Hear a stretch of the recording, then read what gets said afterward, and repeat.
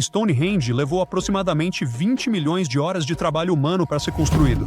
Para comparar, um ser humano médio não vive muito mais do que 700 mil horas. Este é o Jack, um dos primeiros construtores de Stonehenge.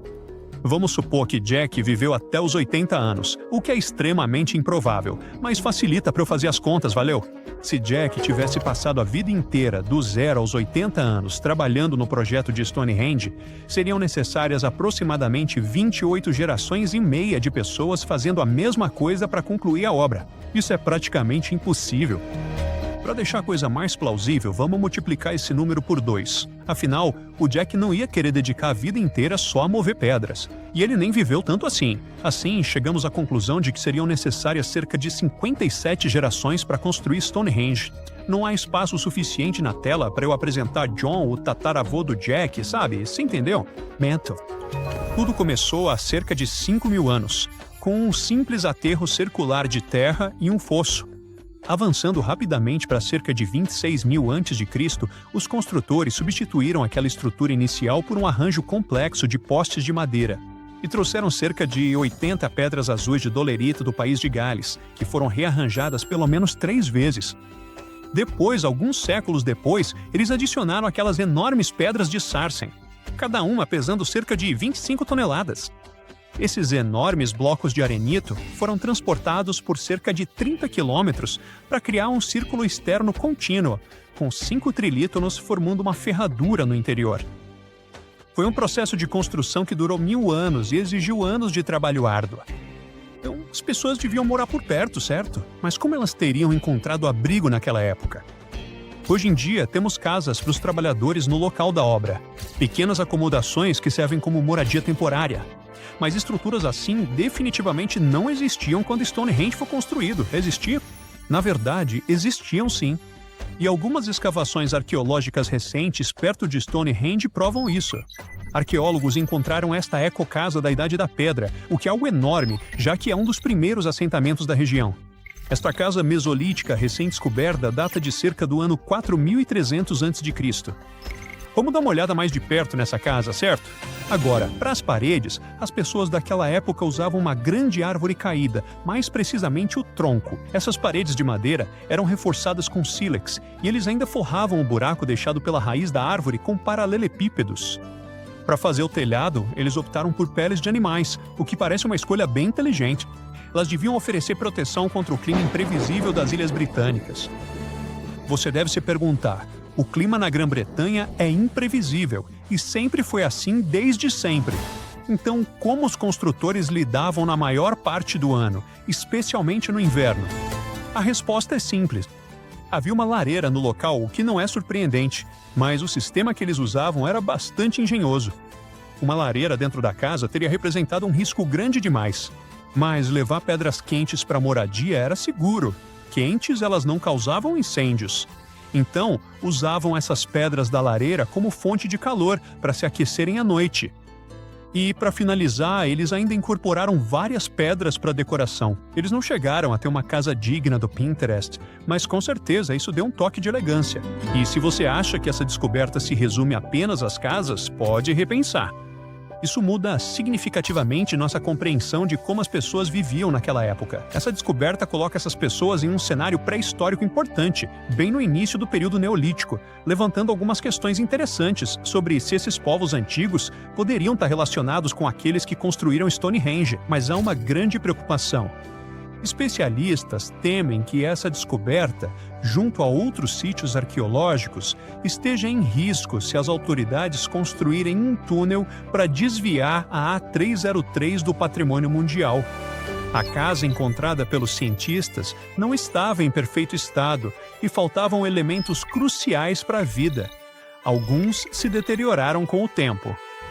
Então, os cientistas usaram 20 toneladas de giz, 5.000 varas de avelã e 3 toneladas de palha para recriar as casas com design de 4.500 anos atrás. Essas novas construções ficam perto de Stonehenge, o que é impressionante, já que nessa área, obter licença para construir um galpão de vacas é complicado. Então, como são essas casas? Primeiro, são 4 casas de forma oval. Elas foram construídas sobre alicerces de casas que existiam ali há cerca de 4.500 anos. Na mesma época, a casa ecológica Stonehenge estava sendo construída. É uma estrutura pequena, de um único cômodo. As dimensões foram fáceis de estimar, pois calculamos o telhado e a altura das paredes pelas fundações. Cada lado tem uns 16 pés. No entanto, a estrutura do telhado ainda é um mistério. Na época, havia técnicas diferentes de cobertura com palha, então saber o método exato usado nessas casas é pura adivinhação. Por enquanto, achamos que envolve palha amarrada ou trançada, cuidadosamente presa a uma estrutura de avelã entrelaçada. Quando o fogo é aceso, a fumaça da lareira sobe pelo telhado de palha. Agora, lembra das 20 toneladas de giz? Elas foram necessárias para os pisos e paredes. As paredes e pisos brancos de giz refletem a luz do sol e capturam o calor do fogo. Mas aqui vai o detalhe. Os construtores enfrentaram um desafio porque o solo estava tão encharcado. Obrigado. Alguns pisos de giz levaram semanas para secar. Já deviam estar secos, mas seguiam grudentos como chiclete. As pessoas de 4.500 anos atrás enfrentaram dificuldades parecidas e valorizamos o que passaram ao construir suas casas. A última camada de barro foi aplicada com trapos para um acabamento liso e brilhante, que fica elegante. Os interiores são mobiliados com camas e prateleiras de madeira e vime, potes e jarros, tudo em volta de uma lareira aconchegante. Os ambientes parecem surpreendentemente espaçosos e são cheios de luz que entra pelo telhado de palha, refletindo nas paredes brancas. Além disso, os móveis de vime dão um toque de autenticidade ao clima. As fogueiras foram acesas e à primeira refeição, um pão feito com farinha moída em um moinho de pedra ao lado da lareira foi preparada.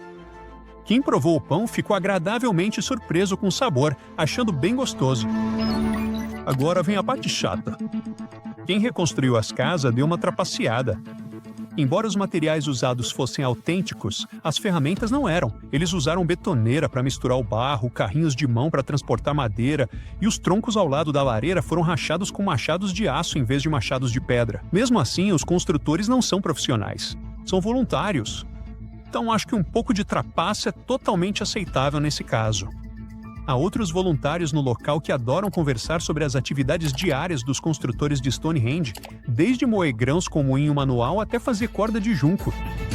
Mas essas casas e a casa ecológica não são as únicas coisas notáveis na região de Stonehenge.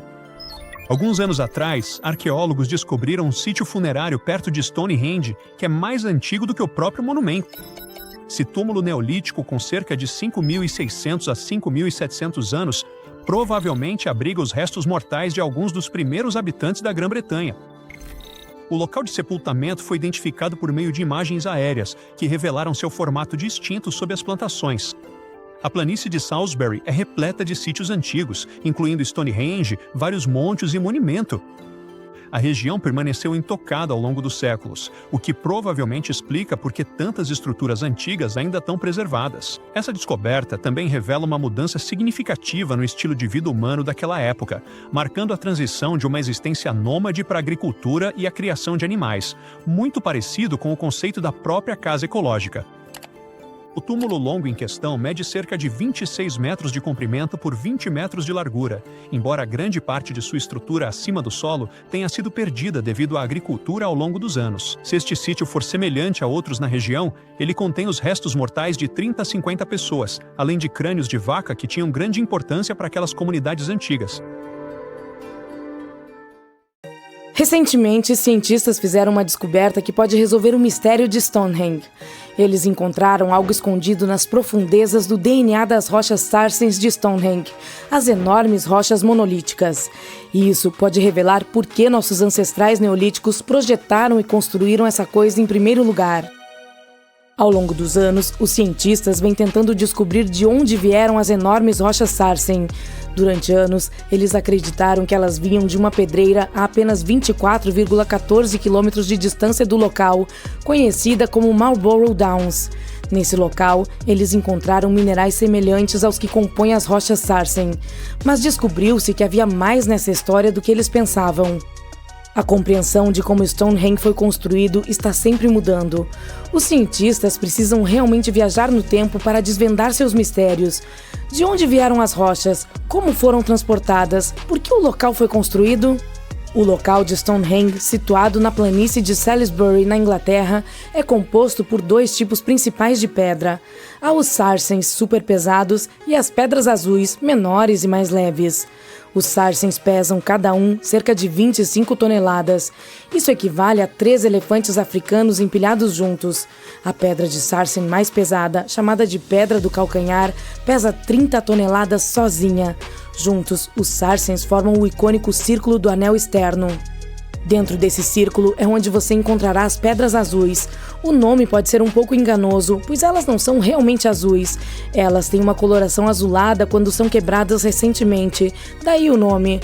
Essas rochas menores provavelmente vieram de Preseli Hills, no sudoeste do país de Gales, que fica a cerca de 241,4 quilômetros de Stonehenge.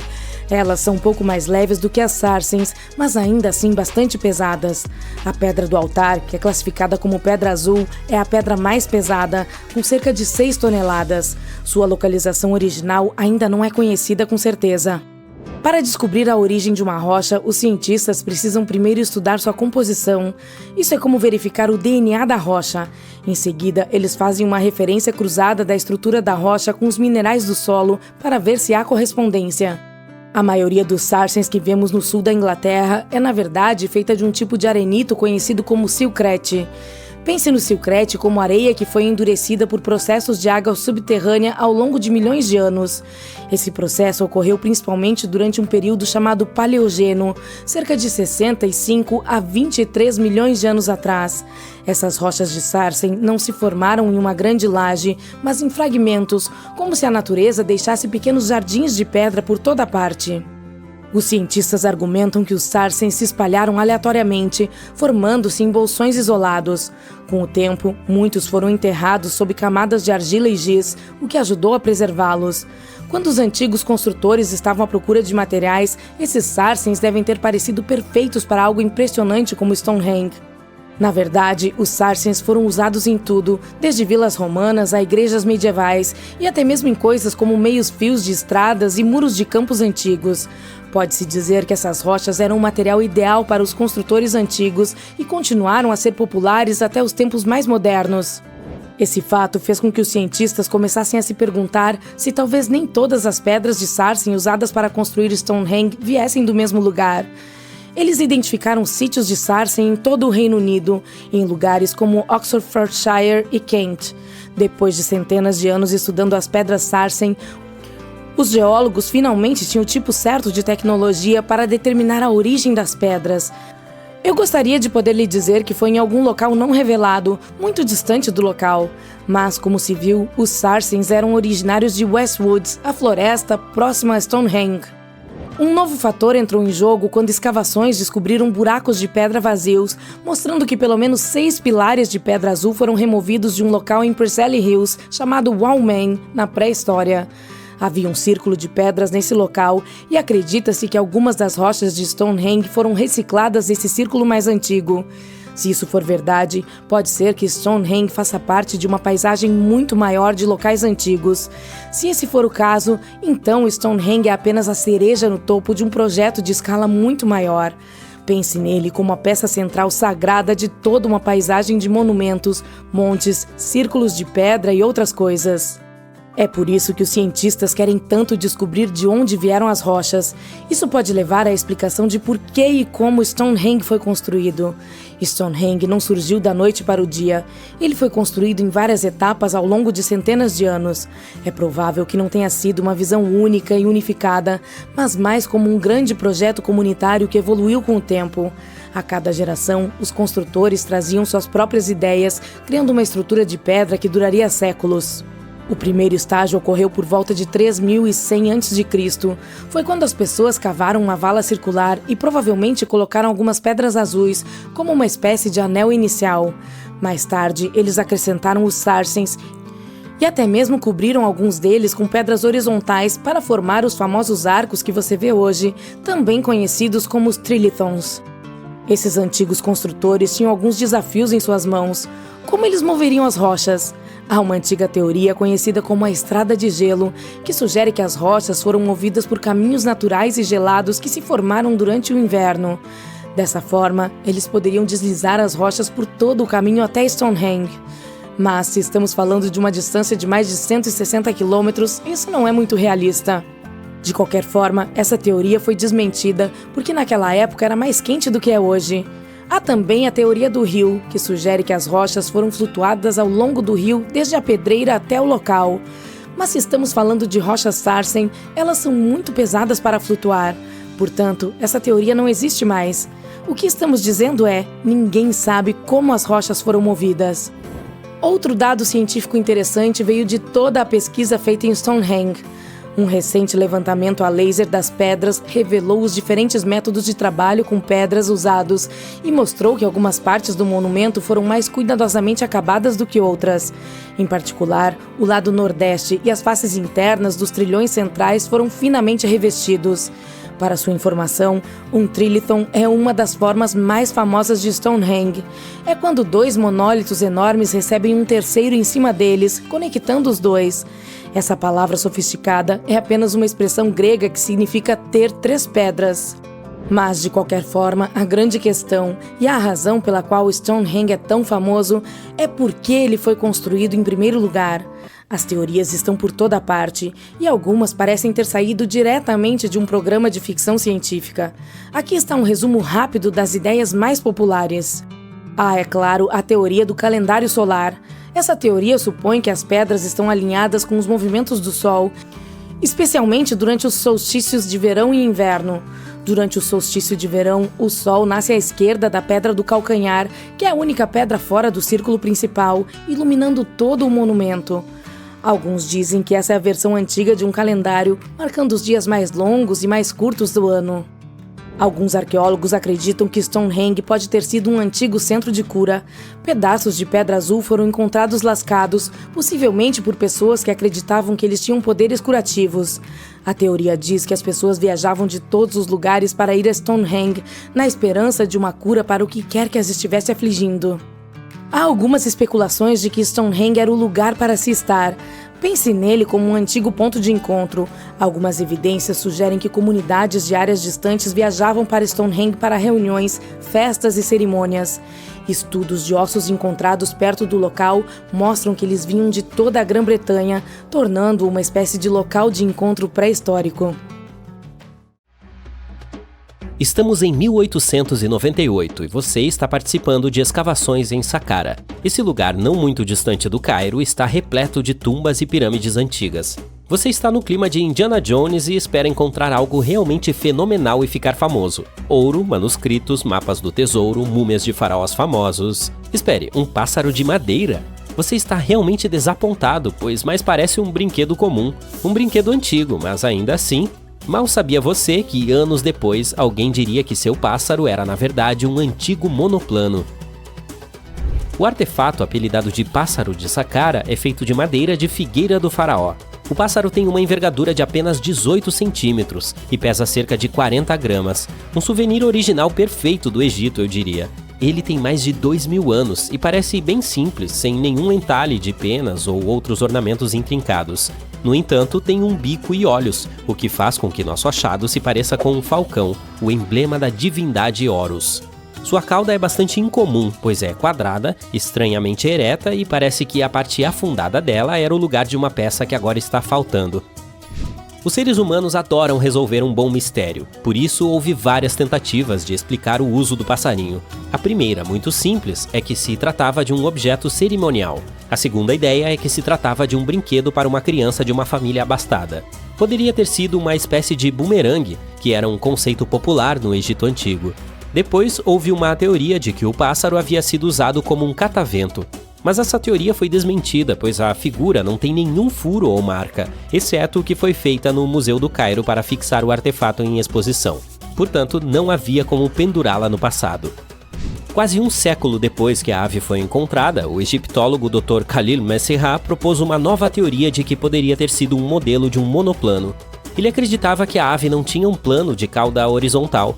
Por outro lado, suas asas estavam dispostas em um ângulo reto, semelhante aos dos aviões modernos. Ela poderia ter funcionado para gerar a sustentação aerodinâmica necessária para os voos. O Dr. Messira também afirma que, naquela época, era comum colocar em tumbas modelos em miniatura de invenções tecnológicas. Então, será que os antigos egípcios realmente inventaram o avião em 200 a.C.? Isso faria com que os irmãos Wright, que são considerados os inventores da aviação, ficassem muito chateados. Eles fizeram um de seus primeiros voos somente em 1903. Só há uma maneira de saber com certeza, e é testando o modelo. Mas você sabe, o Museu Egípcio no Cairo dificilmente deixaria uma de suas estimadas peças voar como um brinquedo. É por isso que o designer de planadores Martin Gregory construiu um modelo semelhante, desta vez de madeira de balsa, e concluiu que mesmo com a falta do plano de cauda, o avião não voaria muito bem. Caso resolvido? Não é bem assim. Isso não pareceu convincente o suficiente para o History Channel. Então eles convidaram Simon Sanderson, um especialista em aerodinâmica, para construir outra réplica do pássaro. Ele o testou em condições climáticas semelhantes às do Egito e ficou impressionado com as habilidades do pequeno avião. Portanto, se de fato foi inventado o protótipo de um avião na época dos faraós, esse seria um bom exemplo de um Woopard, que é, na verdade, um artefato fora do lugar, um objeto que está muito à frente de seu tempo em termos de tecnologia ou história. E o pássaro de Saqqara não é o único exemplo desse conceito revolucionário. Em 1901, um grupo de mergulhadores recuperou o mecanismo de Anticítera de um naufrágio perto da ilha grega de Anticítera. Ele foi apelidado de o primeiro computador analógico do mundo e atualmente é datado de cerca de 100 a.C. O mecanismo de bronze podia informar as posições do Sol, da Lua, dos planetas e das estrelas, bem como a fase lunar, as datas dos próximos eclipses solares e até mesmo a velocidade com que a Lua se move no céu. Ninguém sabe ao certo quem o usou e como ou onde ele foi feito, mas é óbvio que ele é extremamente preciso e muito avançado para a sua época. Os primeiros vasos sanitários com descarga do mundo foram inventados em meados do século XX. Brincadeira! Os antigos minoanos da ilha mediterrânea de Creta e a civilização do Vale do Indo tiveram essa brilhante ideia ao mesmo tempo, há cerca de 4.000 anos. O encanamento e o saneamento eram tão bem feitos que ninguém conseguiu projetar algo melhor até 2.000 anos depois. Um antigo banheiro minoano foi descoberto no Palácio de Knossos. Parece que tinha um assento de madeira colocado sobre um túnel que direcionava a água de um reservatório no telhado para um esgoto subterrâneo. Outras variedades recebiam água de jarros. Somente os super ricos podiam se dar ao luxo de toda essa glória. Portanto, se você quisesse comprar um imóvel naquela época, o vaso sanitário com descarga seria um sinal revelador de que você estava em um bairro rico. As portas automatizadas se tornaram uma invenção legal e aparentemente nova em 1931, mas a tecnologia por trás delas é na verdade muito mais antiga. Pense no século I d.C. O matemático e engenheiro Heron de Alexandria criou um sistema hidráulico para abrir e fechar portas de templos. Para colocá-lo em ação, era necessário acender um fogo para produzir calor. Havia um vaso de bronze sob o fogo, cheio até a metade com água. O inventor conectou o vaso de bronze a recipientes que funcionavam como pesos. Quando o fogo estava aceso, a água se movia para os recipientes. Eles desciam e puxavam as cordas. Não era nada parecido com uma porta de supermercado que se abre na sua frente antes mesmo que você tenha tempo de pensar. A porta de Heron levava horas para abrir e não havia como interromper o processo. É por isso que eles só abriam as portas uma vez por dia, antes de as pessoas entrarem no templo para adicionar um pouco de misticismo ao templo durante as cerimônias. Um tanto assustador. Parece que a primeira bateria foi inventada em Bagdá há cerca de 2.000 anos. Um arqueólogo alemão encontrou esse pote de barro oval em 1938. Os cientistas ainda não sabem ao certo para que finalidade ele servia e quem exatamente o inventou. Há uma teoria de que ele era usado para galvanizar objetos com metais preciosos. Quando o enchiam com ácido fraco como o vinagre, a bateria produzia cerca de 1 volt de eletricidade. Outra teoria diz que era um recipiente para pergaminhos sagrados. Você gostaria de comprar lentes de contato projetadas pelo próprio Leonardo da Vinci? Em 1508, ele inventou uma lente de vidro com um funil em um dos lados. Você deveria usá-la e colocar água dentro dela para melhorar sua visão. Soa um pouco desconfortável, não é? Então, cerca de um século depois, o cientista francês René Descartes decidiu aprimorar a ideia e fazer com que a córnea entrasse em contato com as futuras lentes. Lentes de contato, porque elas entram em contato com seus olhos, entendeu? O tubo de vidro cheio de líquido ajudava a melhorar a visão, mas infelizmente era impossível piscar. 2 séculos e meio depois, novas tecnologias na indústria do vidro permitiram que os cientistas projetassem lentes de contato que se encaixavam no olho e até permitiam que o usuário piscasse. Obrigado, pessoal! Ainda assim, essas lentes eram feitas de vidro soprado pesado e não deixavam o olho respirar. Cerca de 50 anos depois, as lentes de contato tornaram-se plásticas, leves, inquebráveis e resistentes a arranhões, mas ainda cobrindo todo o olho. E então, em 1948, um técnico óptico inglês, Kevin Tuohy, acidentalmente lixou uma lente de plástico e descobriu que ela ainda permaneceria no lugar mesmo se cobrisse apenas a córnea. Imagine que você mora em Londres no século XIX e precisa enviar uma mensagem para Nova York. Levaria cerca de 10 dias para chegar lá de navio. Portanto, quando o tempo de entrega passou de dias para horas em 1858, foi uma verdadeira sensação. A primeira mensagem foi enviada pela própria Rainha Vitória. Tudo isso foi possível graças a um cabo telegráfico transatlântico que corria sob o oceano. Infelizmente, a nova invenção durou apenas algumas semanas. Foram necessários anos para trazê-la de volta à vida. Os antigos textos indianos mencionam carruagens lindamente decoradas ou palácios inteiros chamados vimanas, que podiam decolar e, em questão de segundos, voar até o espaço.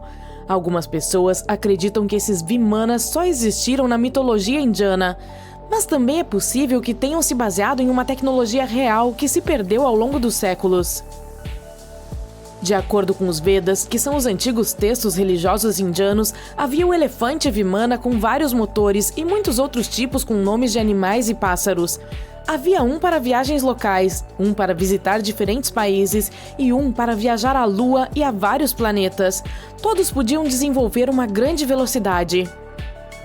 Um Vimana tinha o superpoder da invisibilidade, outro apresentava o formato de uma esfera e foi construído com os ventos produzidos por Mercúrio.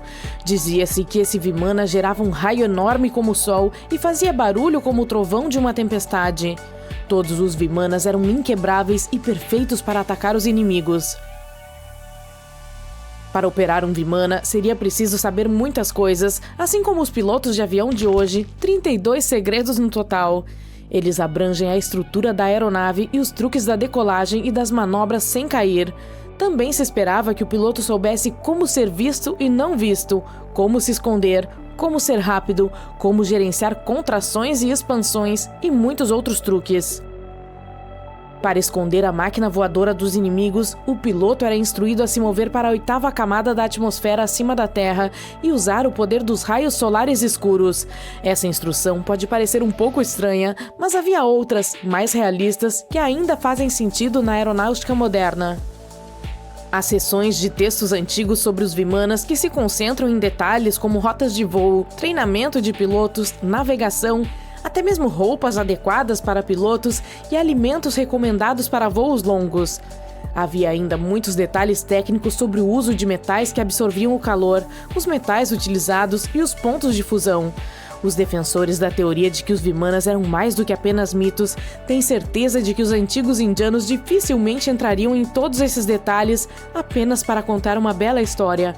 Portanto, esses veículos voadores podem ter sido reais e muito à frente de seu tempo, como muitas outras grandes invenções indianas. No século VI a.C., um médico indiano chamado Sushruta escreveu basicamente o guia original de medicina e cirurgia. Por causa de seu trabalho, ele foi chamado de o pai da cirurgia. Sushruta estabeleceu os detalhes de centenas de plantas medicinais e descreveu procedimentos cirúrgicos completos. Ele deu instruções sobre reconstruções de nariz e transplantes de pele de uma parte do corpo para outra. O método original de rinoplastia, que envolvia a retirada de um pedaço de pele da testa para reconstruir o nariz, ainda é usado atualmente. Mas naquela época tinha um propósito um pouco diferente de surpreender os seguidores da pessoa nas mídias sociais. Essa plástica ajudou as pessoas que perderam seus narizes como punição por crimes ou em brigas. É preciso agradecer a um antigo prodígio da matemática indiana, Aryabhata, pela invenção do zero. Pode não parecer grande coisa, mas sem ele não teríamos um sistema binário nem computadores. As pessoas antes do século V da era atual só pensavam em algum tipo de sinal para indicar nada. A invenção tornou a adição, a subtração e outras operações matemáticas muito mais fáceis. você pode ver o zero mais antigo que existe esculpido na parede de um templo em Gwalior, na Índia. A civilização do Vale do Indo dispunha de réguas em 1500 a.C. ou ainda antes. Feitas de marfim, elas foram encontradas durante escavações no que é hoje o Paquistão e o norte da Índia, e eram amplamente usadas na arquitetura com uma precisão surpreendente. Elas tinham unidades que correspondiam a cerca de 2,5 cm, marcadas com subdivisões precisas dentro de 5 milésimos de 2,5 cm. A próxima invenção é mais um conceito do que um item físico. A padronização consiste em definir as regras com base em um grupo de pessoas, coisas ou interesses. Uma de suas aplicações interessantes, com a qual todos nos acostumamos, é o peso padrão. Independentemente de usar libras ou quilogramas, você precisa das medidas universais de peso, certo? Por isso, devemos uma grande homenagem aos comerciantes da civilização do Vale do Indo, que viveram há cerca de 4.000 anos. Eles estavam medindo tudo, desde grãos de alimentos até artigos de luxo sofisticados, usando esses pesos padronizados que tinham sistemas matemáticos decimais e binários. Embora não dispusessem de equipamentos de alta tecnologia, conseguiram uma grande precisão empregando cálculos complexos e até mesmo areia para a construção. Sua arte de padronização chegou à Pérsia e à Ásia Central, tornando-se basicamente o padrão global de observação de peso. Se yoga é o seu exercício preferido, você definitivamente tem um motivo pessoal para apreciar os antigos gênios indianos. Há mais de 5.000 anos, durante o domínio da civilização Indus-Sarasvati, no norte da Índia, a yoga foi mencionada pela primeira vez nos Vedas. A prática foi refinada e moldada ao longo dos séculos até se tornar um ensinamento massivo com mais de 200 escritos sagrados dedicados a essa forma de obter a iluminação. No início da era atual, a yoga ganhou uma nova trajetória graças a um escritor hindu, Patanjali, que estabeleceu um sistema em seu texto, o Yoga Sutras. A prática se tornou um rejuvenescimento de todo o corpo, algo que prolonga a vida com posturas que ainda hoje são feitas no tapete. A yoga chegou ao mundo ocidental somente no século XIX e se espalhou como um incêndio. O xadrez, o melhor jogo de todos os tempos para os intelectuais, também é uma invenção indiana. Seu ancestral chamava-se Chaturanga e era um jogo de tabuleiro estratégico que começou a ganhar popularidade cerca de 3.000 anos antes da era atual. Essa versão indiana antiga do xadrez era jogada por 4 pessoas e não 2, e tinha 64 casas. Cada jogador tinha 8 peças que variavam de peões a reis, bispos e cavalos. E não havia um dado padrão de 6 faces, rolava-se com um dado oblongo. Os jogadores que se enfrentavam eram na verdade aliados, formando 2 equipes com base na direção em que se sentavam. O xadrez que conhecemos e amamos atualmente foi mencionado pela primeira vez na literatura indiana antiga em uma lenda. Ela dizia que a esposa de um vilão chamado Ravana havia inventado o jogo para diverti-lo. A palavra shampoo vem da palavra hindi que significa acalmar ou amassar. A substância foi inventada na Índia em 1762 e era originalmente utilizada para massagens na cabeça, daí o nome. O primeiro shampoo era feito de óleos e ervas naturais. Os comerciantes britânicos se apaixonaram pela ideia e a levaram de volta para a Inglaterra. Levou anos até que o óleo original para massagem na cabeça evoluísse para o shampoo como o conhecemos hoje, mas ainda assim é uma invenção indiana. Ao contrário dos gregos antigos, que usavam peles de animais, os indianos começaram a cultivar algodão nos séculos 5 e 4 a.C. Eles utilizavam fios de algodão para produzir tecidos que logo se tornaram um grande sucesso no Mediterrâneo e em outros países. A juta e a lã também têm suas origens na Índia. A caxemira, o tipo mais fino e exclusivo de lã, vem na verdade da região de mesmo nome na Índia. Os botões que ficam orgulhosamente naquele seu cardigã de caxemira também têm origens indianas antigas. Há cerca de 5.000 anos, a civilização do Vale do Indo começou a cortar conchas em formas geométricas com pequenos furos. No início, eram apenas decorações, mas depois as pessoas começaram a empregá-las para prender roupas. Quando se pensa em pioneiros da comunicação por rádio, o nome de Marconi geralmente rouba os holofotes. Ele recebeu o Prêmio Nobel de Física em 1929 por seu trabalho inovador. Mas há um herói desconhecido nesse jogo, e seu nome é Jagdish Chandra Bose. Ele descobriu as ondas de comunicação de rádio em 1895 e disparou uma onda eletromagnética a mais de 25 metros de altura na prefeitura de Calcutá, que atravessou paredes, tocou um sino e até mesmo acionou um pouco de pólvora. Marconi pegou uma página do livro de Bose usando sua invenção, o coesor de mercúrio, como um projeto para seu próprio rádio bidirecional. Bose não patenteou sua criação genial, por isso só recebeu o crédito um século depois. Se há uma pergunta que até hoje deixa os arqueólogos perplexos, é esta: como os antigos egípcios construíram aquelas magníficas pirâmides? Pelo que sabemos hoje, seus recursos eram bastante limitados, especialmente em termos de ferramentas e materiais de construção. Ainda não temos uma resposta totalmente satisfatória, mas temos algumas teorias incríveis que valem a pena ser consideradas. O principal candidato entre essas teorias envolve o emprego de uma estratégia sorrateira por parte dos egípcios inteligentes. Imagine o seguinte: eles construíram um monte inclinado e curvo feito de tijolos, terra e areia, circundado à futura pirâmide. À medida que a pirâmide ficava cada vez mais alta, eles simplesmente aumentavam a altura e o comprimento dessa estrutura maluca. É como se estivessem jogando um antigo jogo de Jenga. Como eles levaram esses enormes blocos de pedra até lá? Bem, de acordo com o lendário historiador grego antigo Heródoto, eles usavam trenós, rolos e alavancas. Parece que eles transformaram a construção em um jogo de cabo de guerra superdimensionado. E adivinhe só, Heródoto também afirmou que a Grande Pirâmide, você sabe, a de Gizé, o avô de todas elas, levou impressionantes 20 anos para ser construída. E tem mais, Heródoto também nos deu um número fantástico. Supostamente 100 mil homens estavam envolvidos nessa extravagância da pirâmide. Será que eles contrataram toda a população egípcia? Bem, isso pode não ser tão absurdo quanto parece. Esses homens provavelmente eram, em sua maioria, fazendeiros, portanto, provavelmente se concentravam nas pirâmides quando não havia muito trabalho a ser feito nos campos. Você sabe, como na época das cheias do Rio Nilo. Obviamente, os especialistas da comunidade arqueológica tinham algo a acrescentar a essa teoria. No final do século XX, eles descobriram algumas evidências que sugerem que a força de trabalho poderia ter sido menor e mais permanente do que se pensava antes. Em vez de um exército maciço de 100 mil construtores de pirâmides, eles propuseram que uma equipe modesta de cerca de 20 mil trabalhadores, acompanhada por pessoal de apoio como padeiros, médicos e até mesmo líderes espirituais, poderia ter realizado o trabalho. Havia também uma teoria que afirmava que as pirâmides foram de fato construídas de cima para baixo. Ela sugeria que essas estruturas colossais nada mais eram do que colinas isoladas usadas como pedreiras. Supostamente as pedras eram retiradas dessas colinas, e com o tempo, engenheiros concorrentes assumiram o comando e as transformaram nas pirâmides icônicas que conhecemos hoje. Agora, antes que você descarte essa teoria como uma fantasia selvagem, algumas pessoas acharam que ela não era completamente maluca. Afinal de contas, há casos em que existem colinas isoladas. Portanto, talvez essa teoria tenha um pequeno vislumbre de verdade. Independentemente de envolver a construção de rampas ou cronogramas de trabalho engenhosos, uma coisa é certa: essas pirâmides definitivamente deixaram sua marca na história e em nossa imaginação.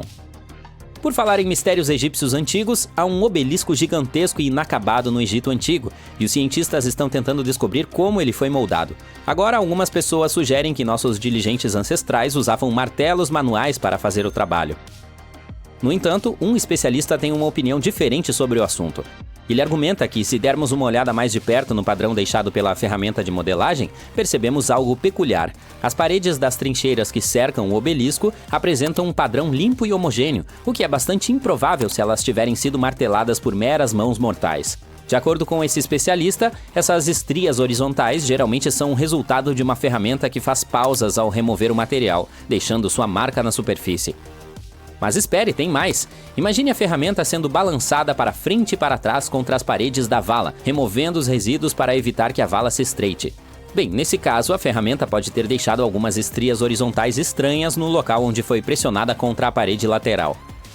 Isso parece ser uma tecnologia sofisticada, não acha? E adivinhe só, os egípcios da dinastia provavelmente não tinham acesso a esse tipo de know-how. Outro egiptólogo famoso do passado também descobriu um monte de brocas durante suas aventuras.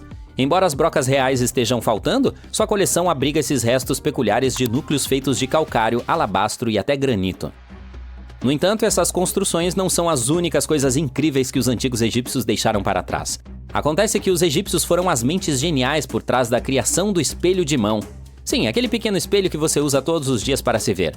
Mas aqui está a reviravolta. Esses espelhos eram como peças de arte. Eles eram decorados com inscrições e figuras.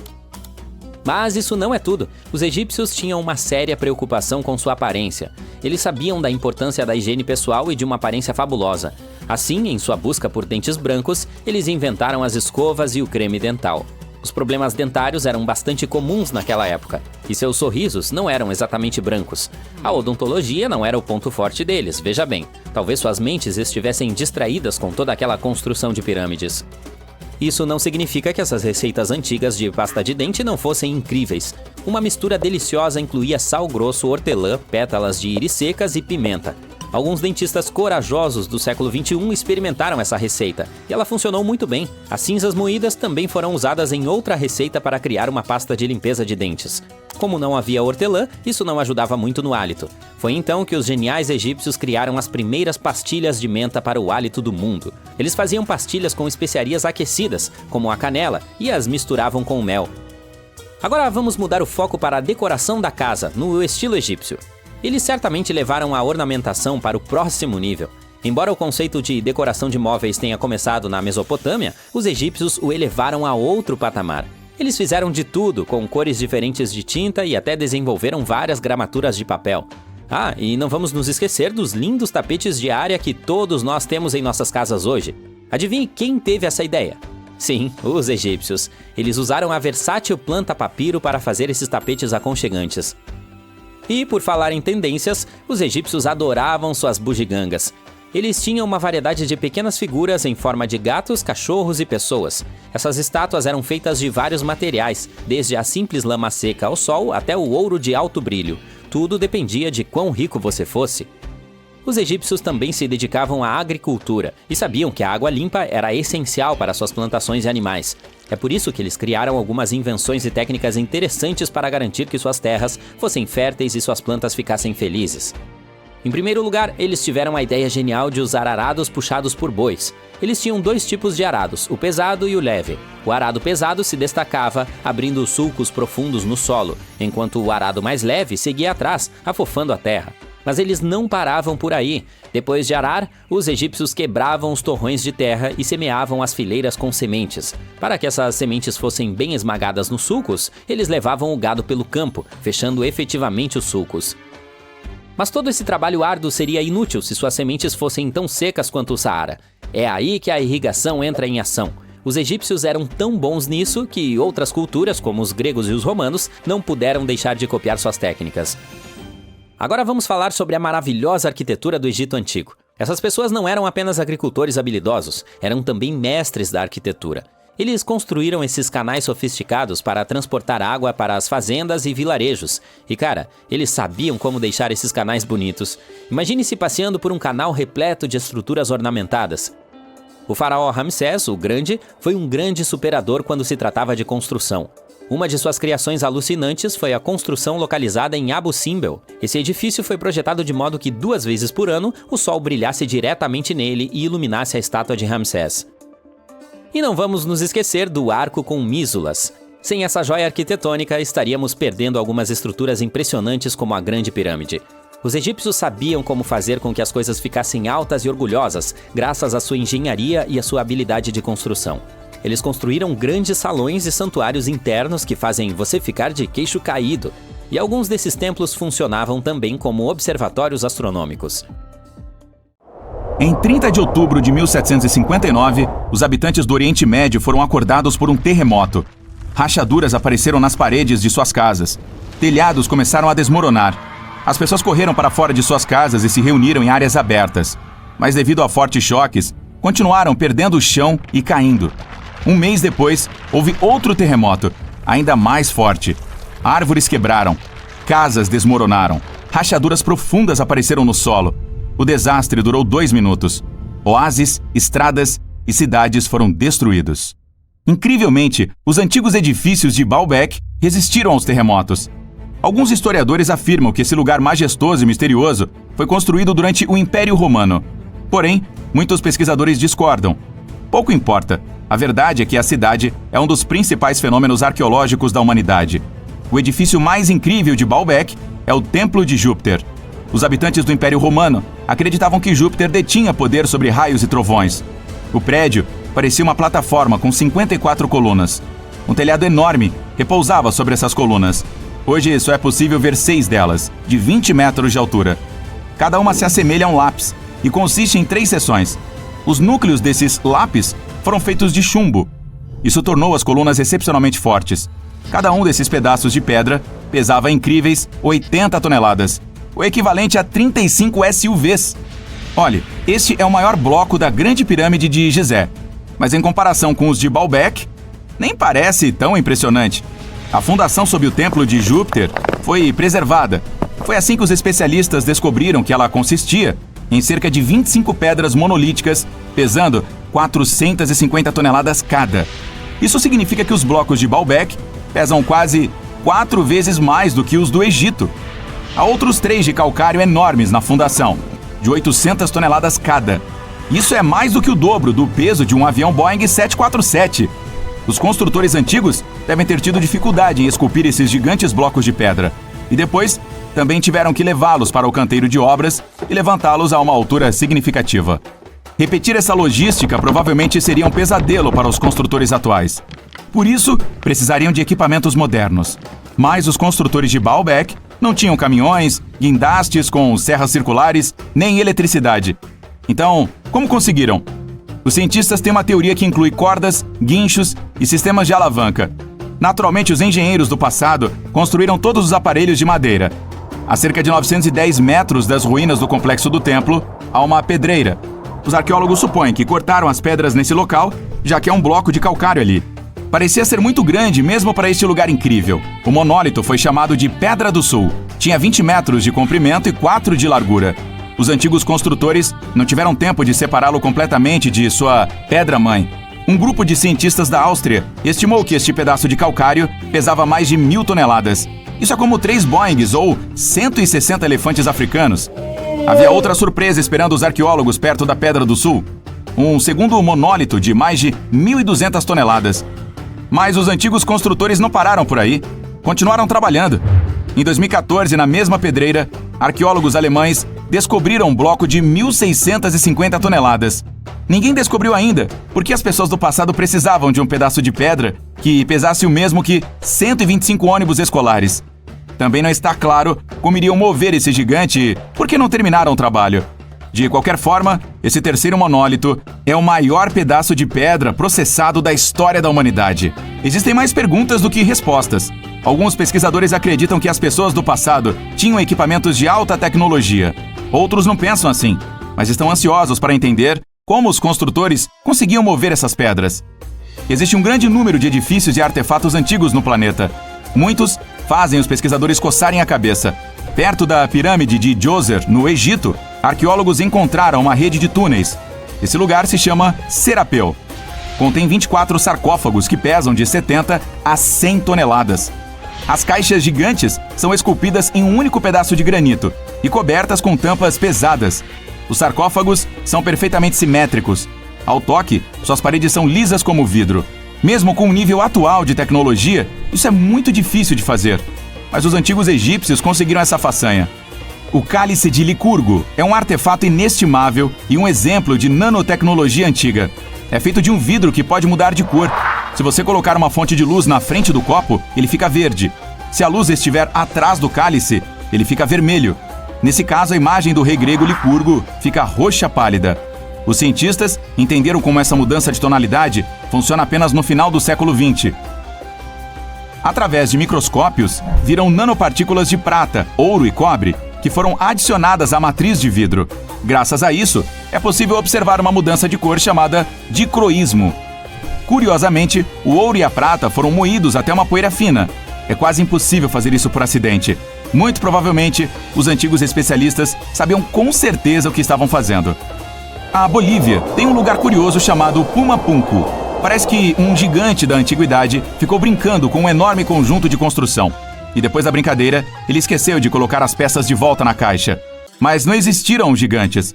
E os enormes blocos de pedra foram esculpidos por construtores antigos há mais de 1.500 anos. Algumas das rochas pesam 100 toneladas. Os blocos foram levados a uma altitude de quase 4.000 metros acima do nível do mar da Pedreira, a 95 quilômetros do canteiro de obras. Não há floresta naquela região. Isso significa que os construtores não podiam usar árvores para produzir equipamentos com madeira para carregá-las. O monumento pertence à civilização Inca. Os cientistas têm certeza de que eles não sabiam nada sobre rodas. Em 1992, os habitantes de uma aldeia chinesa decidiram drenar uma lagoa. Seus ancestrais a usavam para lavar roupas e pescar há centenas de anos. Eles fizeram um processo de drenagem por 17 dias. Na parte inferior do reservatório, fizeram uma descoberta inesperada. Uma entrada para uma caverna, descendo a uma profundidade de 30 metros. O achado incrível foi chamado de Cavernas de Longyou. Construtores desconhecidos esculpiram 30 metros quadrados de galerias. Há salas, pontes, piscinas e colunas separadas que suportam o teto. As paredes estão cobertas por estranhas linhas e padrões esculpidos. Os pesquisadores não encontraram nenhuma informação sobre quem construiu as cavernas e por que o fizeram. A tecnologia de construção também permanece um mistério. Antonio Stradivari viveu na Itália no século XVIII. Ele construía instrumentos musicais. Mais de 600 de suas obras existem até hoje, sendo 500 violinos. Um deles foi vendido em um leilão por 16 milhões de dólares. Os violinos feitos por esse mestre têm uma sonoridade clara e cheia. Os pesquisadores não conseguem entender por que produzem uma sonoridade tão única. Talvez seja o verniz que o artesão usava para cobrir os instrumentos. A resposta também pode estar na madeira da qual eles são feitos. Naquela época, a Europa tinha um clima frio. Por causa disso, a madeira ficou mais densa e os instrumentos feitos com ela soaram especialmente agradáveis ao ouvido. Na cidade indiana de Nova Delhi, há um poste de 7 metros de altura, que pesa 6,5 toneladas e é feito de 98% de ferro forjado. O pilar, de 1.600 anos, não tem sinais de ferrugem ou desgaste. Os cientistas acreditam que o monumento está tão bem preservado graças ao clima seco e à composição química do metal. Pode ser resistente à corrosão. E ainda assim, não se sabe como os ferreiros conseguiram produzir um pilar de ferro que não tem medo de ferrugem. Parece uma façanha difícil, mesmo para os metalúrgicos modernos. A rocha Al-Nazla é dividida em duas partes por uma fenda perfeitamente reta. Cada pedregulho fica em um pequeno pedestal. Algumas pessoas acreditam que essa é a evidência de uma antiga tecnologia laser. Mas, para os geólogos, a divisão aconteceu em razão da mudança do solo ou vibrações naturais que ocorreram sob a rocha. Esse processo levou ao aparecimento da rachadura e se aprofundou por milhares de anos. E, gradualmente, o monumento natural tomou a forma que se pode ver hoje. Ei, se você acha que Stonehenge é um dos monumentos de pedra mais antigos de todos os tempos, deixe-me apresentá-lo a Göbekli Tepe. Aperte o cinto, temos que viajar para a Turquia para conhecer esse cara muito velho. Sim, ele é muito velho para viajar. Brincadeiras à parte, Göbekli Tepe é um sítio arqueológico localizado no sudeste da Turquia que remonta ao período neolítico, por volta de 10.000 a.C. É considerado uma das descobertas arqueológicas mais antigas e significativas dos últimos tempos. O sítio é composto por uma série de estruturas circulares e retangulares feitas de pilares de pedra. Ele se parece com seu irmão mais novo, Stonehenge. Alguns desses pilares são decorados com esculturas complexas de animais e outros símbolos. Agora você pode se perguntar, ei, por que diabos eles fizeram um edifício tão fascinante? Qual era seu propósito? Desculpe, não tenho resposta para isso. O propósito do local ainda é desconhecido, mas acredita-se que tenha sido um centro cerimonial para os povos antigos que viviam na área.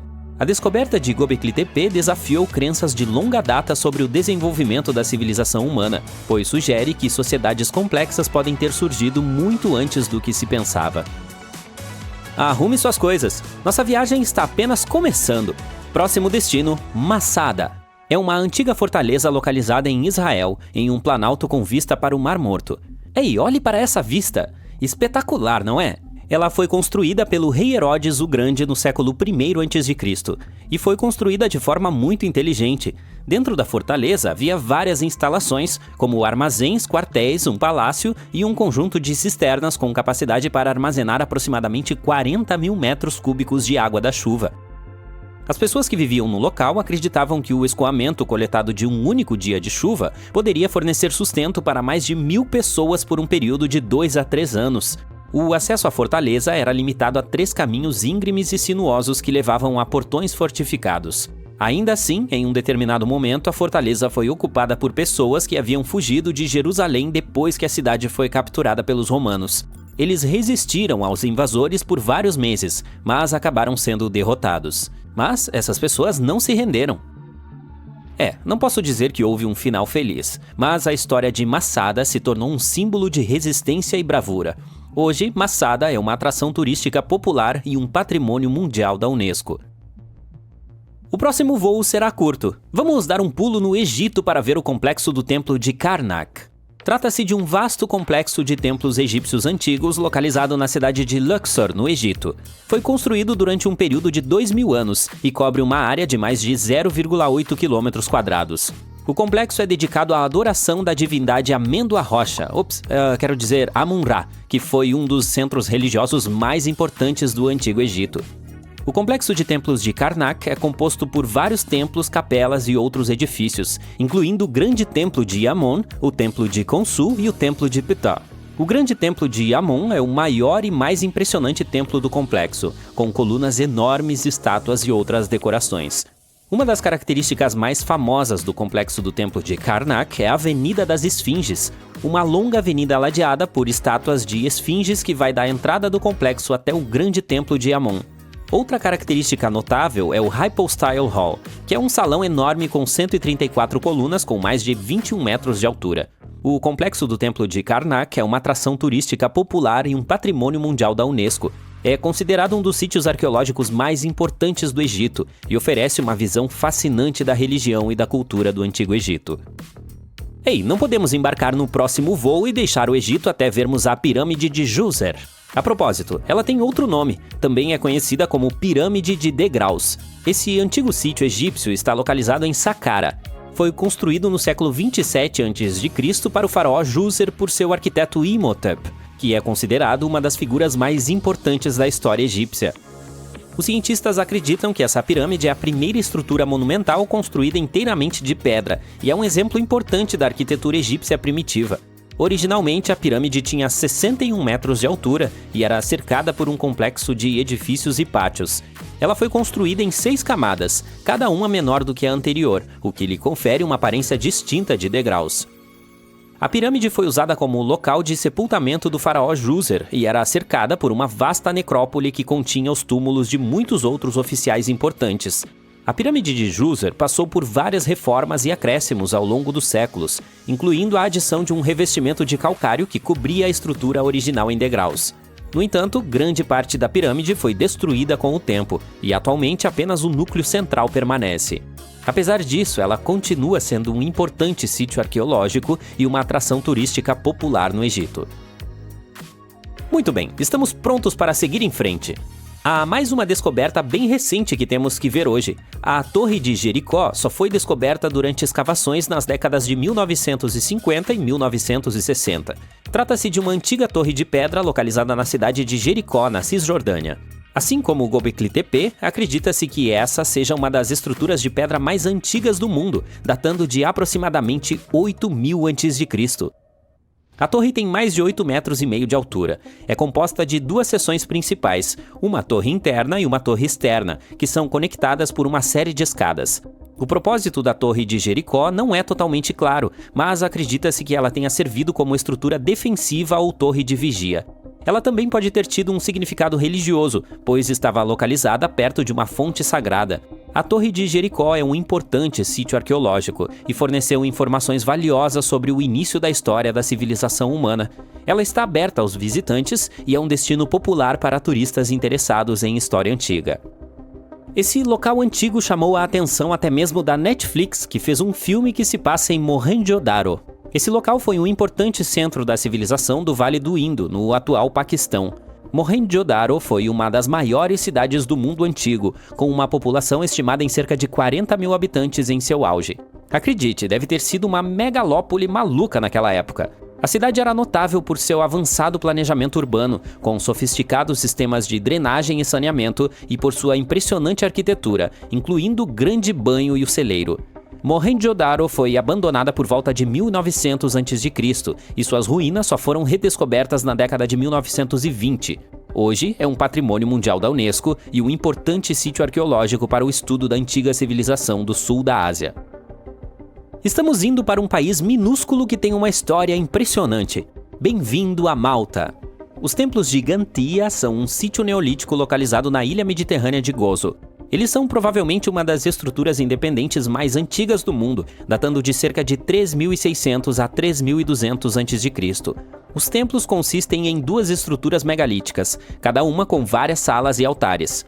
O nome Gantia significa Torre do Gigante em maltês, pois as pessoas acreditavam que somente gigantes poderiam ter construído estruturas tão grandes. Acredita-se que os templos tenham sido usados para fins religiosos e são considerados um importante exemplo de arquitetura pré-histórica. Eles foram incluídos na lista de Patrimônio Mundial da Unesco em 1980. Você deve estar muito cansado, mas há mais um lugar que temos que visitar hoje. Nosso avião já está pousando na Armênia e estamos aqui para ver o Templo de Garni. Este está bem preservado. Esse templo data do século I d.C. Ele foi construído pelo rei Tiridates I como uma dedicação à divindade do sol Mir. Infelizmente, o templo foi destruído no século XVII durante um terremoto, o que é bastante comum nessa área, mas foi reconstruído mais tarde no século XX. Hoje, ele é uma atração turística popular e está listado como Patrimônio Mundial da Unesco. Imagine que você poderia passar uma semana inteira examinando ruínas antigas e tirando fotos dos sítios arqueológicos mais surreais do mundo. Você estaria disposto a isso? Então, vamos fazer algumas escavações. A primeira parada em seu movimentado itinerário é o Sudeste Asiático, lar de algumas ruínas muito legais. Vamos começar em Bagan, no interior de Mianmar. Há muitas maneiras de visitar o local e você está feliz por ter reservado duas experiências diferentes. A primeira é um passeio de balão de ar quente ao nascer do sol. Logo antes do amanhecer, você embarca no balão e, assim que o sol começa a aparecer no horizonte, inicia seu voo sobre a maravilhosa área. Quando o sol nasce, brilha sobre mais de 2.000 estruturas douradas em forma de cone. O passeio é rápido, mas oferece vistas incomparáveis de todos os 60 quilômetros de extensão do local. De volta à terra firme, você aluga uma bicicleta e percorre o vilarejo de ruínas. Algumas estão abertas e permitem entrar em seu interior. Esses magníficos remanescentes são de edifícios construídos entre os séculos XI e XIII e eram principalmente locais de culto. Originalmente, havia mais de 10.000, mas eles foram se deteriorando gradualmente com o tempo devido aos terremotos. Felizmente, o local tornou-se Patrimônio Mundial da Unesco em 2015 e, desde então, vem sendo preservado. Em seguida, você pega um voo para o Camboja e reserva um tempo para visitar Angkor, o sítio arqueológico mundialmente famoso localizado nas profundezas da selva. Ainda bem que levou repelente de insetos. Angkor já foi a capital do Império Khmer do século IX ao XV. Para sua informação, a palavra Angkor significa capital no idioma Khmer. A cidade foi fundada pelo rei Yasovarman I e se tornou uma das maiores do mundo pré-industrial. Os pesquisadores dizem que quase 1 milhão de pessoas viviam ali. Até hoje, Angkor é admirada por sua arquitetura impressionante. O estilo Khmer é reconhecido pelo uso de enormes blocos de arenito. Acredita-se que as torres já foram decoradas com ouro. Atualmente, porém, o local é um labirinto de templos cobertos de vinhas. A cidade foi abandonada em 1431 e só foi redescoberta na década de 1840. E para sua informação, também se tornou um patrimônio da Unesco em 1992. Caso queira, no futuro se gabar para seus amigos sobre suas aventuras culturalmente ricas. Agora, sua viagem continua no Egito. A próxima visita é ao Templo de Karnak, na cidade de Luxor, e você optou pela maneira mais incomum de chegar até lá, ou seja, um passeio de barco pelo Rio Nilo. Saindo do Cairo, segue para o sul até chegar à famosa Cidade Antiga. Luxor já foi a capital do Egito e um verdadeiro centro de poder e riqueza. É por isso que o Complexo de Karnak é um local arqueológico tão importante. Você escolhe visitá-lo à noite e, ainda na entrada, se impressiona com a beleza de lá. À noite, as luzes artificiais lançam brilho dourado sobre as estátuas e colunas de pedra do templo. O templo é enorme e foi construído principalmente por volta dos séculos 18 e 19 a.C. Cada faraó egípcio desse período deixou sua própria marca arquitetônica no local. O ponto alto desse passeio é uma caminhada pela Avenida das Esfinges e a descoberta do grande salão hipostilo, que está repleto de pilares imponentes e colunas sólidas de arenito. Uma verdadeira maravilha! Do Egito, você vai para a Jordânia. Agora, se gosta de paisagens de terracota, chegou ao lugar certo. Petra é uma maravilha do mundo antigo. Localizada no deserto da Jordânia, era um centro comercial no século IV a.C.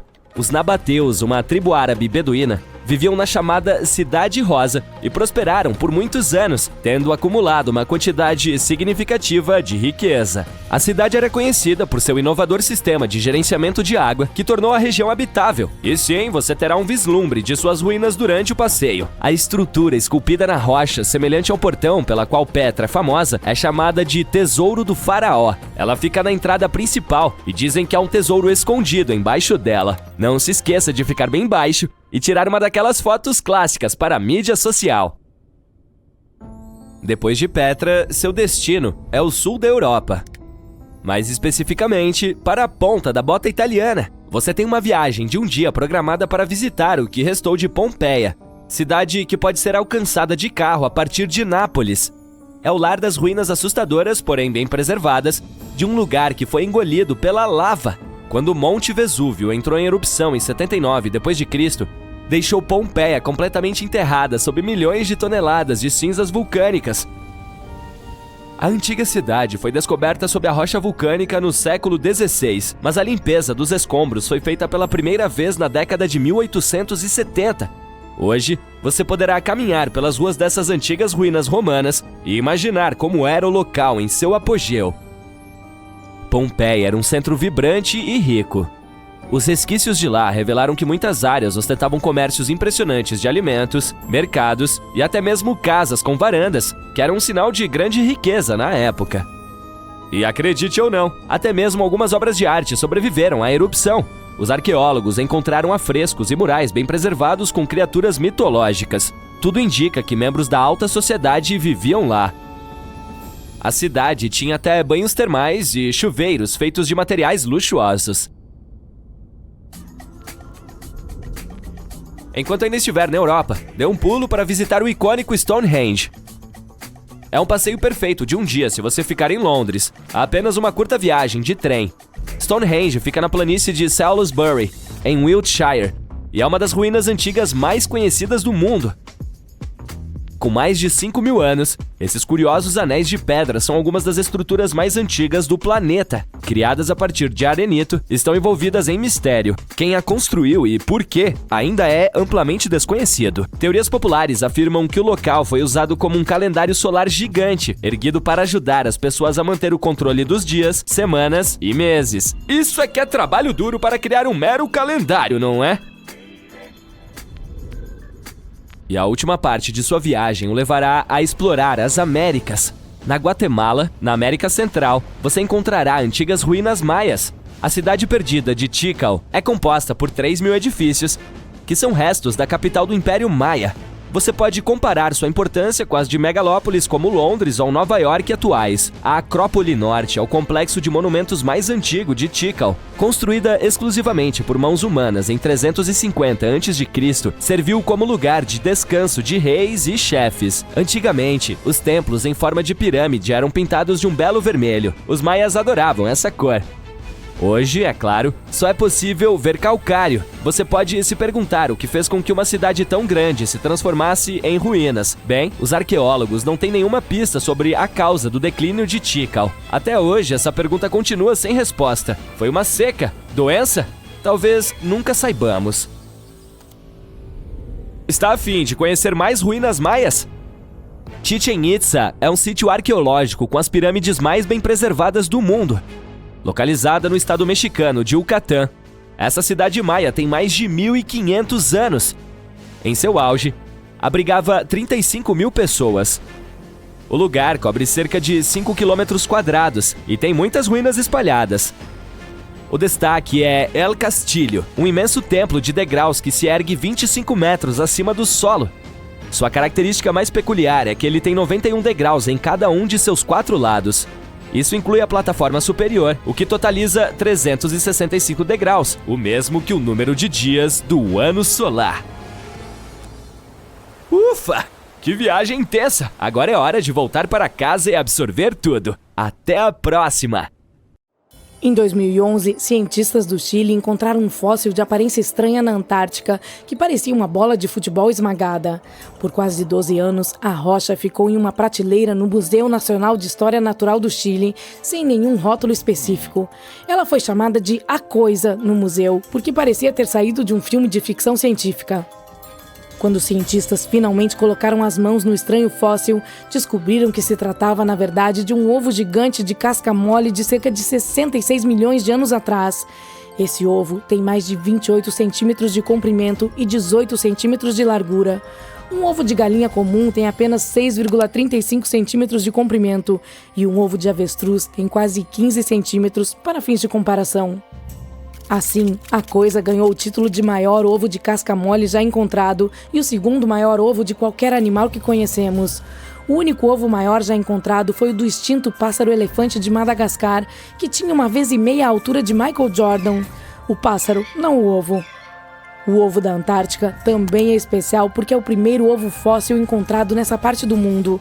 Portanto, quem o deixou lá deve ter sido uma grande criatura, provavelmente um réptil marinho gigante que viveu há muito tempo, como um mosasauro. Isso é surpreendente porque a maioria dos cientistas achava que essas criaturas nem sequer botavam ovos. Portanto, essa descoberta pode mudar o que sabemos sobre elas. O ovo também é único porque tem uma casca fina e não tem poros, o que é totalmente diferente da maioria dos ovos de dinossauros. Na verdade, ele se parece mais com os ovos de lagartos e cobras, mas veio de uma criatura gigante relacionada a esses animais. Nenhum dinossauro ou réptil voador conhecido daquela época e lugar era grande o suficiente para botar um ovo tão grande. Portanto, deve ter sido um mosasauro, afinal, mas não podemos ter 100% de certeza. Os cientistas trabalharam muito e estudaram 259 tipos de répteis vivos, como lagartos e cobras e seus ovos. A partir disso, eles descobriram que a mãe que pôs o ovo provavelmente tinha pelo menos 7 metros de comprimento, sem contar a cauda. Durante o final do período Cretáceo, essa parte da Antártica pode ter sido como um berçário. Os paleontólogos encontraram ossos de pequenos mosassauros e plesiosauros na mesma área, juntamente com ossos de animais adultos. Arqueólogos noruegueses fizeram outra descoberta legal, mas literalmente encontraram dezenas de flechas que estavam escondidas no gelo há 6.000 anos. Elas estavam derretendo de um grande bloco de gelo nas altas montanhas, cobrindo uma área do tamanho de 45 campos de futebol. Nos anos 2014 e 2016, quando os verões eram muito quentes, os cientistas foram a uma mancha de gelo chamada Langfone para dar uma olhada. Eles também encontraram muitos ossos e chifres de rena no local. Algumas das flechas estavam inteiras e outras em pedaços, juntamente com 5 pontas de flechas ao redor da área de gelo derretido. Esse número de flechas é maior do que o encontrado em qualquer outro local congelado do mundo. Algumas das 68 flechas encontradas datam do período Neolítico e as mais recentes são do século XIV da Era Comum. O gelo é como uma máquina do tempo perfeita, que pode preservar o que quer que acabe lá em uma condição quase perfeita. Langfone ficou famosa como um dos primeiros locais de manchas de gelo depois que um caminhante local encontrou um sapato de couro de 3.300 anos bem próximo à sua borda. Os cientistas estão estudando lugares como esse para entender como as pessoas usavam esses locais e como as manchas de gelo da Noruega à América do Norte mudaram ao longo do tempo. Era uma vez, há cerca de 32.000 anos, para ser exata, um esquilo que enterrou algumas sementes perto de um rio na Sibéria. Será que sou o único que está sentindo vibrações da Era do Gelo? De qualquer forma, essas sementes pertenciam a uma planta com lindas flores brancas. Milhares de anos depois, um grupo de cientistas encontrou essas sementes enterradas profundamente no solo congelado, tão abaixo quanto a altura de um prédio de 12 andares. As sementes estavam cercadas por gelo e ossos de animais como mamutes, bisões e rinocerontes lanudos. As sementes maduras haviam sido danificadas, talvez pelo esquilo, mas algumas das sementes mais jovens ainda tinham partes boas de plantas dentro delas. Os cientistas as retiraram cuidadosamente e as colocaram em pequenos recipientes para ajudá-las a crescer. E aqui vem a parte mais legal. Eles conseguiram cultivar as plantas. Suas flores tinham um formato um pouco diferente das flores da mesma planta que cresce hoje. Depois de um ano, a planta da era glacial até criou novas sementes. Com base nisso, os cientistas sugeriram que o permafrost poderia ser um depósito de um pool genético antigo e que poderíamos encontrar espécies extintas lá e trazê-las de volta à vida. Os cientistas de um navio quebra-gelo na Antártica estavam procurando baleias, mas encontraram algo muito mais incomum. A câmera atrás do navio, que é tão pesada quanto um carro, detectou 60 milhões de ninhos de peixes-gelo no fundo do mar de Weddell. Os ninhos estavam localizados a cada 25 centímetros em todas as direções e cobriam uma área de 240 quilômetros quadrados, que é um pouco maior do que toda a cidade de Washington, D.C. A colônia tinha até uma borda distinta, que era uma linha na areia. Os cientistas estavam na área porque estavam estudando um ponto especial no oceano, onde a água era um pouco mais quente do que a água ao redor. Nessa água mais quente, eles encontraram pequenos animais chamados zooplâncton perto do topo. Quando os jovens peixes-gelo eclodem, eles nadam até essa área para comer o zooplâncton antes de voltar para o fundo do mar para crescer e ter seus próprios filhotes. Como havia muito alimento, fazia sentido ver peixes-gelo nessa água quente. Mas eles não esperavam encontrar um número tão grande de ninhos de peixes-gelo, muito mais do que qualquer um já havia visto antes. O Antarctic Heritage Trust da Nova Zelândia encontrou alguns negativos de fotos antigas em uma cabana na Antártica. Eles revelaram ser imagens exclusivas da Ross Sea Party. Essa foi uma famosa expedição fracassada liderada por Ernest Shackleton. Ele queria ser a primeira pessoa a cruzar a Antártica por terra, do Mar de Weddell ao Mar de Ross, passando pelo Polo Sul. Mas as coisas deram errado quando o navio deles, o Aurora, foi lançado ao mar. Eles tiveram que usar a cabana de outro explorador, o capitão Robert Falcon Scott. Seu objetivo era ser a primeira pessoa a chegar ao Polo Sul, mas infelizmente ele também não conseguiu. Os negativos eram feitos de nitrato de celulose e foram encontrados presos em uma pequena caixa.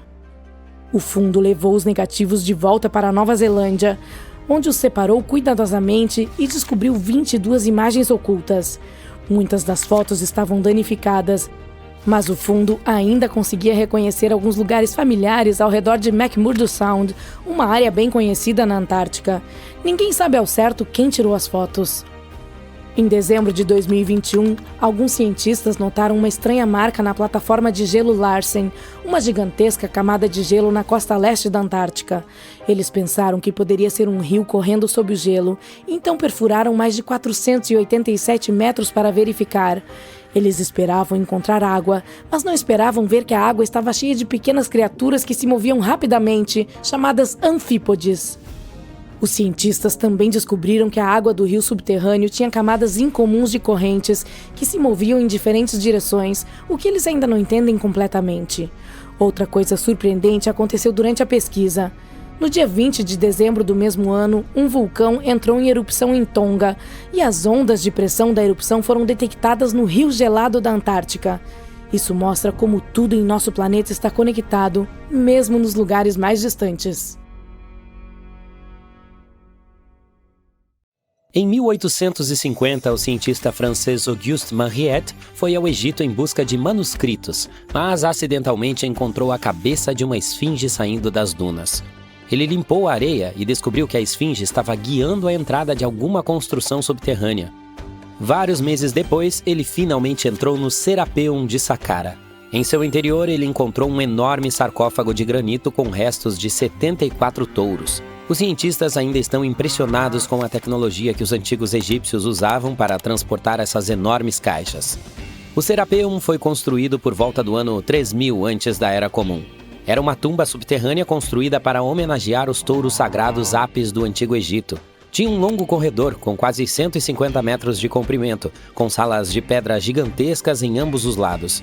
Alguns dos sarcófagos pesavam tanto quanto 50 carros médios, e todos eles foram feitos com extrema precisão, com ângulos exatos de 90 graus.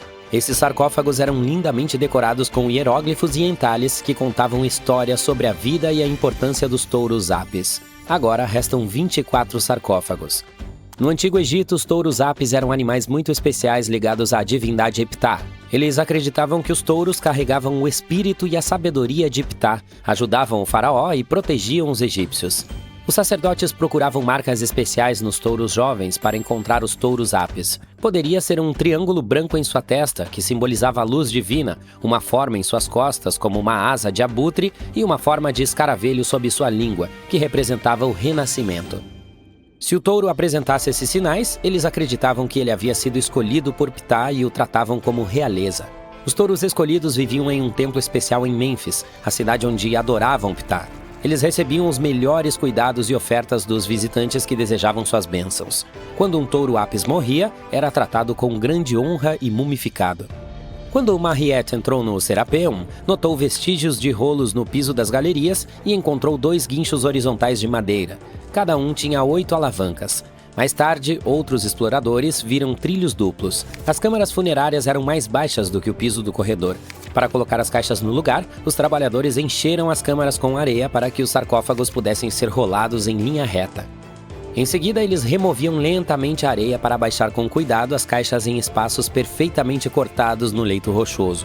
Uma placa de pedra esculpida encontrada no Serapeum dizia que foram necessários 28 dias para mover apenas um sarcófago e sua tampa para seu lugar durante a época de Ptolomeu II. A extrema precisão dos sarcófagos com ângulos de 90 graus também tem uma explicação. Os antigos egípcios escreveram textos, ou melhor, papiros, sobre geometria há muito tempo. Isso mostra que eles conheciam um número aproximado π e podiam calcular o volume de uma pirâmide com o topo cortado. Se naquela época eles conseguiam descobrir uma matemática complicada como essa, faz sentido que também pudessem esculpir superfícies perfeitamente planas 500 anos depois. Tudo isso parece bastante legítimo, mas algumas pessoas acham que certas coisas não batem certo aqui. O tamanho das caixas é muito maior do que o tamanho dos touros, mas eles enterravam os faraós em caixões minúsculos que mal cabiam em seus corpos. Os sarcófagos são feitos de granito com uma precisão impressionante, e eles poderiam ter usado apenas calcário, o que teria facilitado muito as coisas. O transporte das caixas parece bastante simples, mas apenas em teoria.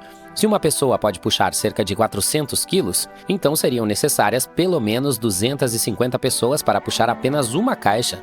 Os túneis do Serapeum são realmente estreitos, com apenas 0,6 metros mais largos do que as próprias caixas. Não é possível que centenas de pessoas tenham se exprimido nesses espaços apertados para puxar as caixas. E mesmo que conseguissem, como poderiam virar a caixa no corredor apertado, abaixá-la em seu nicho e colocá-la perfeitamente no meio? De alguma forma, eles fizeram isso 24 vezes, e todas as caixas estão perfeitamente centralizadas. Além disso, as câmaras estavam empoeiradas e não havia sinais de fuligem de lâmpadas. Isso significa que eles devem ter trabalhado em uma escuridão quase completa.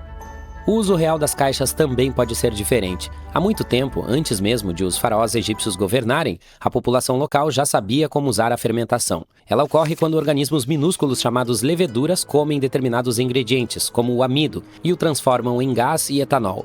Assim, alguém no Egito Antigo provavelmente colocava alimentos como cevada, pão e até mesmo carne dentro de uma caixa de pedra gigante e a fechava com uma tampa pesada.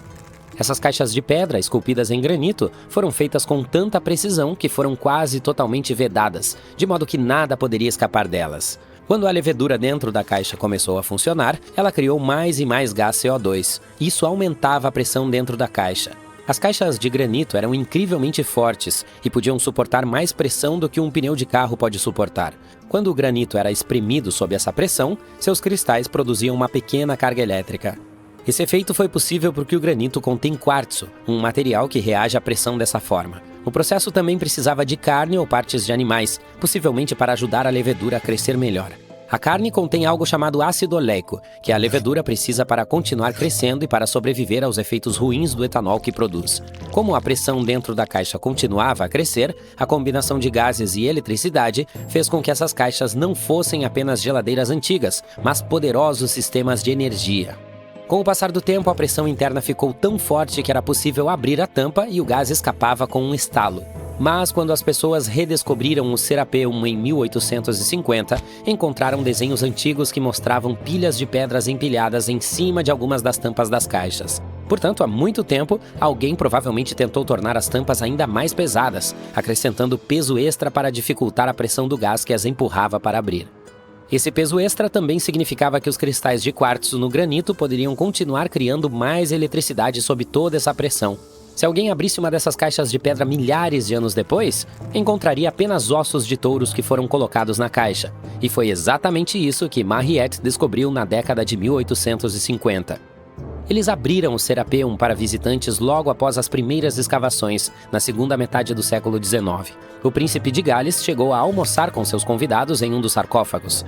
Areias e terremotos tornaram o local inacessível por um tempo, mas agora você pode visitá-lo novamente e tentar desvendar o mistério por conta própria. Com a nova tecnologia, em breve poderemos ter respostas para muitos outros mistérios históricos. Recentemente, uma equipe de cientistas do Field Museum of Natural History de Chicago usou um scanner especial de tomografia computadorizada para saber mais sobre múmias egípcias antigas sem desembrulhá-las. Eles levaram 26 múmias em carrinhos personalizados até o estacionamento onde o scanner estava esperando. Ele tirou milhares de fotos detalhadas de raios-x de cada múmia e de seus caixões. Quando todas as fotos foram reunidas, foram criadas imagens em 3D que mostravam o que havia no interior, os esqueletos e alguns artefatos. Os cientistas esperam que essas imagens os ajudem a entender as antigas práticas de sepultamento egípcias de mais de 3.000 anos atrás. Embora o processo de escaneamento tenha levado apenas 4 dias, talvez sejam necessários 3 anos para estudar todos os dados. Mas os cientistas conseguiram descobrir alguns detalhes pessoais sobre as múmias. Um dos indivíduos mumificados mais populares do museu, Lady Shenetá, foi uma mulher que viveu no Antigo Egito há cerca de 3.000 anos. Parece que ela faleceu no final dos 30 ou início dos 40 anos. Para garantir que seu corpo estivesse completo para a vida após a morte, os embalsamadores colocaram um enchimento em seu pescoço para evitar que ela caísse. Também colocaram olhos artificiais em suas órbitas para que ela tivesse olhos no outro mundo. Ela foi embrulhada em linho elegante e colocada em um caixão lindamente decorado. Os exames revelaram que ele havia sido cuidadosamente confeccionado com uma fenda na parte de trás que os embalsamadores usavam para encaixar o corpo. Havia também alguns detalhes artísticos na superfície, como marcas nos joelhos. Parece que seu enterro foi feito na escala de um carro de luxo de alto padrão.